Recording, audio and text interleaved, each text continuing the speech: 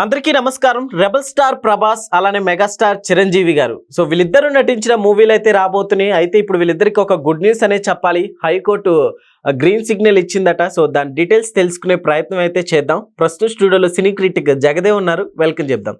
Hello sir. అంటే sir ఆ good news ఇప్పుడు మూవీ టికెట్స్ కి సంబంధించి అనుకోవచ్చా? మూవీ టికెట్స్ సంబంధించే గతంలో ఏదైతే పుష్ప 2కి ఇన్సిడెంట్ జరిగిందో దానికి సంబంధించి తర్వాత వచ్చే కొన్ని భారీ చిత్రాలు ఓజీ కానీ పుష్ప 2 వాటికి మరలా ఇట్లాంటి బెనిఫిట్ షోలు వేయొద్దు, లేదంటే టికెట్ ధరలు భారీగా పెంచొద్దు అంటే పెద్ద దుమారం అయింది కదా. ఒక ఆవిడ చనిపోవడము, అబ్బాయి పరిస్థితి కూడా ఇప్పటికీ చాలా ఇబ్బందికరంగానే ఉందంట. అంటే ఐసీయూలోనే ఉన్నాడు, కష్టం అని కూడా అంటున్నారు. సో ఇట్లాంటి నేపథ్యంలో చాలా మంది పిటిషన్ వేయడము, ఒక హీరో సినిమా కోసం అంతగా పరితపించుకోవడం ఏంటి, ప్రభుత్వం కూడా అంతగా పెంచడం ఏంటి, బెనిఫిట్ షో అంటారు, ప్రీమియర్ షోస్ వేయడం ఏంటి, ఇలా ప్రీమియర్ షోస్ వేస్తున్నారు. ఆ రోజే చూసేయాలని ఎక్కడుంది? అంత పిచ్చి అయిపోయి ఆ రాత్రిలో ఆ చలిలో మంచులో వెళ్లాల్సిన అవసరం ఏముంది?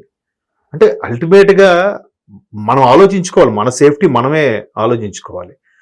ఏం కాదులే భద్రత ఉంది కదా అని చెప్పి పాకిస్తాన్ బార్డర్లో తిరుగుతామా? అక్కడ బార్డర్ సెక్యూరిటీ ఫోర్స్ ఉంది కదా, మిలిటరీ వాళ్ళు ఉన్నారు, మనకేం కాదు అనుకుని వెళ్ళి బార్డర్లో వెళ్ళి షికారులు చేస్తే వస్తే ఎట్లా? కాదు కదా. మన సెక్యూరిటీ మనం కూడా కొంత చూసుకోవాలి. సో మొత్తానికి అంటే కొంతమందికి అది ఒక ప్యాషన్, రిలీజ్ రోజు చూడాలి. కొంతమంది ఎలా ఆలోచిస్తారంటే సినిమా స్టార్ట్ అయింది అనుకోండి, పేర్లు అయిపోతే మరి సినిమాకి వెళ్ళరాడు, పేర్ల నుంచి సినిమా చూడాలి. కొంతమంది కాన్సెప్ట్ అలా ఉంటుంది.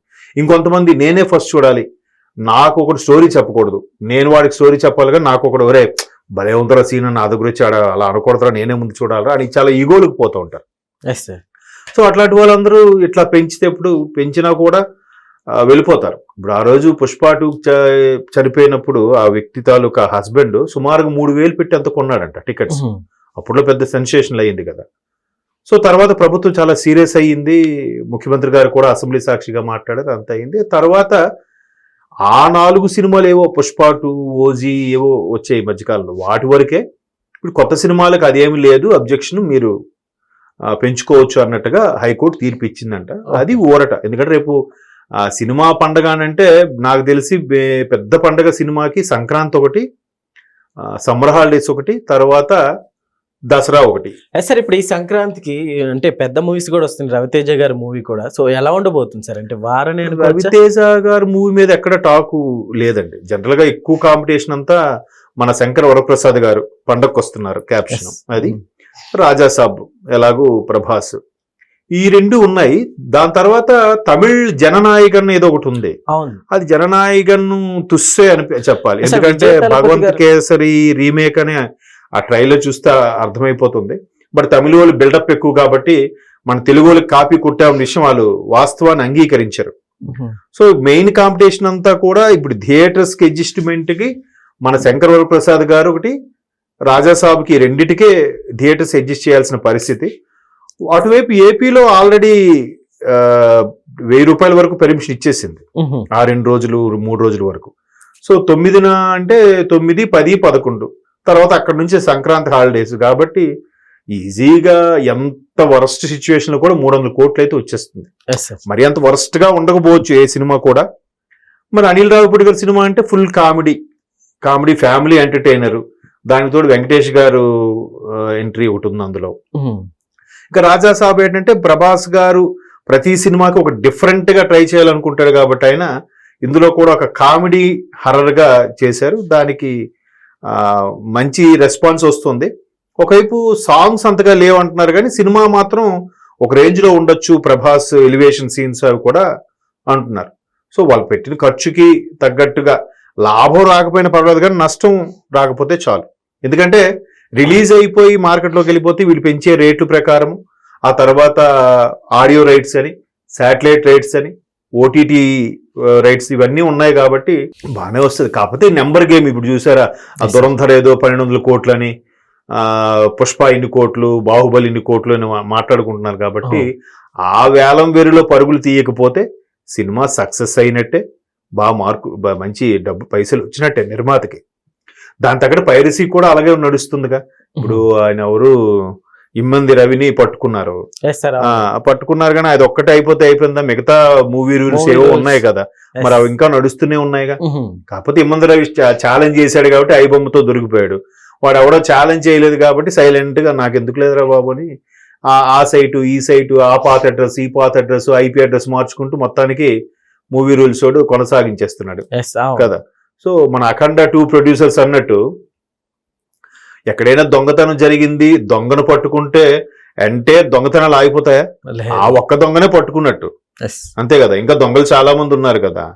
సో అంటే ప్రొడ్యూసర్కి నష్టమైతే ఏమవుతుందంటే ఇండస్ట్రీ కనుమరుగైపోయే ప్రమాదం ఉంది. ప్రొడ్యూసర్ ఇప్పుడు చాలా మంది దర్శకుడు టాలెంట్, హీరో టాలెంట్ అంటారు, కానీ ఆ హీరో టాలెంట్ వెలుగు చూడాలన్నా, దర్శకుడు యొక్క ప్రతిభ డైరెక్షన్ టాలెంట్ బయటికి రావాలన్నా ప్రొడ్యూసర్ ఉండాలిగా. నా కథ, సినిమా కథ హైలైటర్, ఆ కథ ఏం రాసేట, కథ వల్ల సినిమా అన్నాడు. నిజమే, ఆ కథ వెలుగు చూడాలంటే ప్రొడ్యూసర్ ఉండాలి. ప్రొడ్యూసర్ లేకపోతే ఈ మిగతా 24 క్రాఫ్ట్స్ అనేవి ఉండవు. సో అలాంటి ప్రొడ్యూసర్కి నష్టపరిచేలాగా ఉండే ఏ విషయాల్లో కూడా ఎంకరేజ్ చేయకూడదు. ఇప్పుడు చాలా మంది రివ్యూస్ రాసే వాళ్ళు కూడా పెద్ద పోటుగాల్లాగా వారి అభిప్రాయాన్ని జనాలు టాక్ అని రేటింగ్ 2.5 అని 2.25 అని, నువ్వెవడు రేటింగ్ ఇవ్వడానికి? కొన్ని సినిమాలు లాస్ట్ 2025లో కొన్ని సినిమాలు బ్లాక్ బాస్టర్ గా ఆడేశాయి. నేనైతే ఆ సినిమాలకి 1 కూడా 2 కూడా ఇవ్వను నేను కదా. అవుట్ ఆఫ్ 5 2 కూడా ఇవ్వను. ఎలా ఆడేసిందంటే అంతే, ఆ సీజనో లేదంటే ఆ సెలవులో ఇంక వేరే ఆప్షన్ లేక సినిమాలు ఆడేసాయి కొన్ని. మరి దాన్ని ఎలా రేటింగ్ ఇస్తాం, ఎలా సజెస్ట్ చేయగలుగుతాం? సో నీ అభిప్రాయాన్ని అలాగ రాంగుగా రుద్ది థియేటర్కి వచ్చే వాళ్ళు కూడా ఆపేయొద్దు అని నా అభిప్రాయం. లేదంటే అబోవ్ యావరేజ్ గానే ఇవ్వండి.